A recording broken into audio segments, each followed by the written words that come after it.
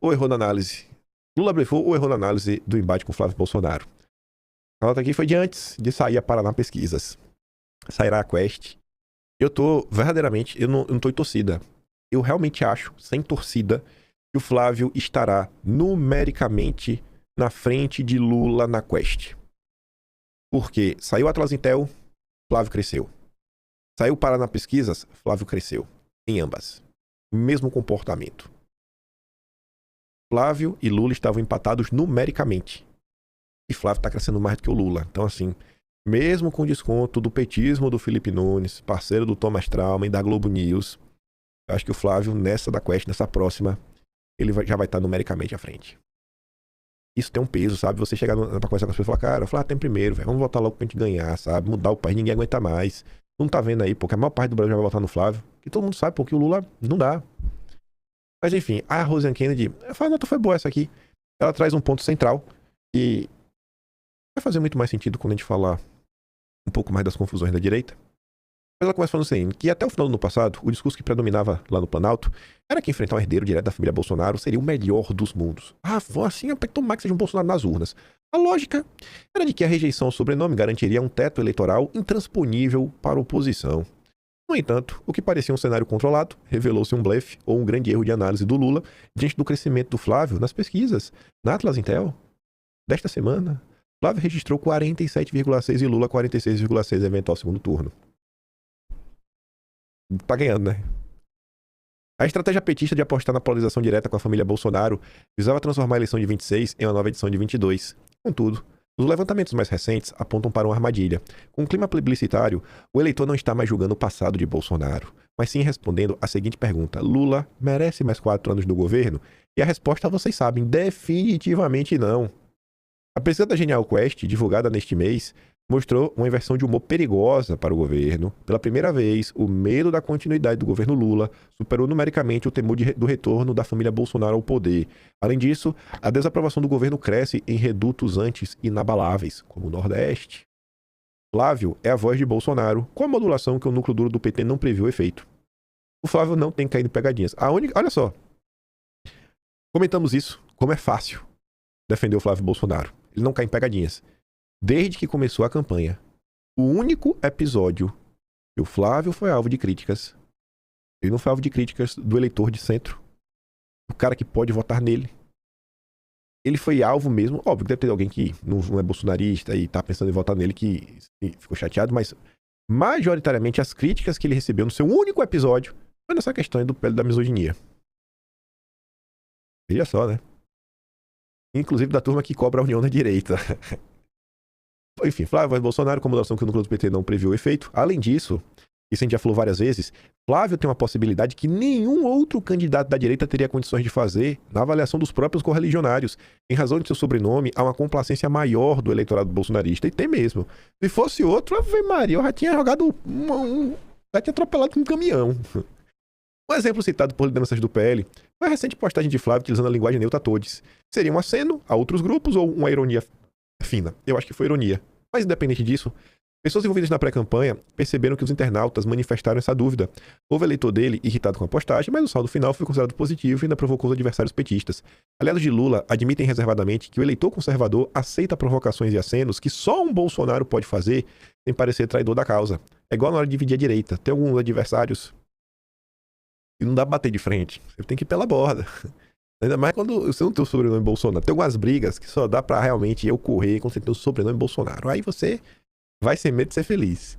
Aí dá um exemplo, né? Seria impossível o Tarcísio fazer uma menção similar sem ser cancelado imediatamente pelo eleitor bolsonarista, caso fosse ele o presidenciável. Se fosse o Tarcísio falando isso, ia ficar ruim, né? Assim, o Flávio tem o que nenhum outro tem. Tem diversas... Tem as mais diversas categoria. Características positivas do bolsonarismo e algumas coisas... Por um lado é bom, não dá pra falar... É uma faca de dois gumes, né? É o jeito de ser do Jair. Simples, reto e direto. Agrada. Quem gosta, gosta demais. E quem não gosta, fica naquela, né? E gera aquelas polêmicas. O Flávio é aquele cara mais comedido. Respira um pouco, pensa, dá aquela sabonetada. Enfim, né? E quem tem essa opinião, que o Tarcísio jamais ia conseguir fazer isso, tanto pela aliados do Flávio, que sempre defenderam o Flávio, quanto gente que é aliado do Flávio, mas que até via o Tarcísio como um cara que falava com mais setores da sociedade, mas vem que o Tarcísio não teria essa flexibilidade toda. Se em dezembro, o Planalto respirava aliviado com a possibilidade de enfrentar o Filho 01. Hoje, o clima é de alerta máximo.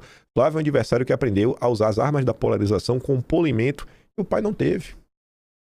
Crise do Supremo também caiu no colo de Lula. Isso daqui, cara. Aí volto pra cá de novo, olha.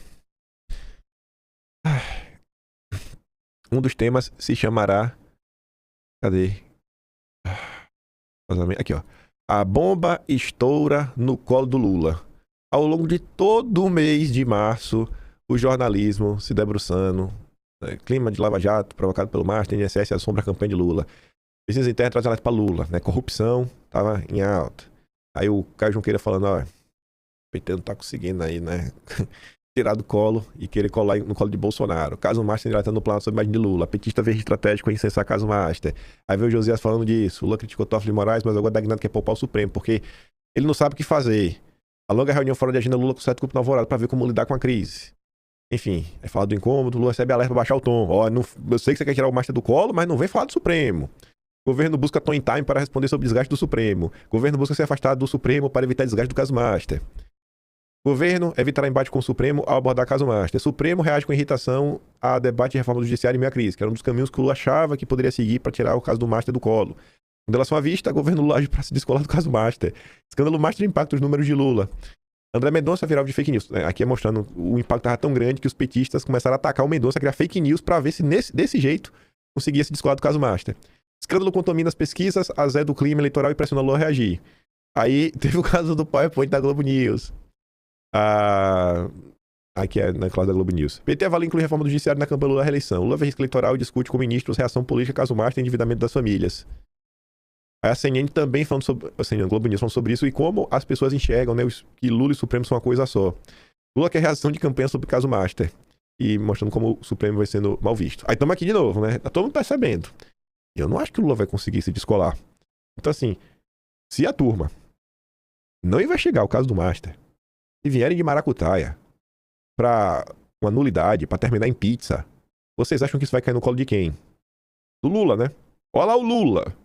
Você acha que anular o caso Master vai ou não vai fortalecer uma bancada de senadores de direita favoráveis a impeachment de ministro do Supremo? Tabuleiro de 26 é ainda mais complexo devido ao clima de satisfação popular com o Poder Judiciário. Aí traz os números. Esse sentimento alimenta diretamente o discurso bolsonarista de perseguição, fortalece a narrativa de vitimização de Bolsonaro que o Flávio explora em seus discursos. Além disso, para o cidadão brasileiro, a linha entre justiça e política tornou-se tênue, né? Não existe essa linha mais. Embora o banqueiro tivesse relação com políticos de todas as vertentes, o governo Lula, visto como beneficiário desse sistema, paga conta da impopularidade das cortes. Eu até agora estou tentando entender qual é o vínculo do bolsonarismo com o Master, porque a única menção a Bolsonaro é o Paquito se queixando porque Bolsonaro estava denunciando ele. Eu realmente não consigo compreender como o caso Master se aproxima do bolsonarismo. A pesquisa mostrou a percepção dos brasileiros sobre o envolvimento do Congresso, do governo Lula, do Banco Central e dos governos estaduais e municipais com o caso Master em relação ao governo Lula, 43% aponta total envolvimento. O Lula se encontrou com o Mocaro. Guido Mantega contratado, Lewandowski contratado, pelo amor de Deus, gente. O Planalto já fez ajustes nas abordagens sobre o escândalo classificado pelo Haddad como o maior do sistema financeiro, mas não conseguiu descolar sua imagem do caso. A ordem para os governistas não ficarem defensiva, destacarem que a investigação das irregularidades foi aberta no governo Lula, funcionar, e tentarem colar o escândalo com o governo passado. Segue tentando.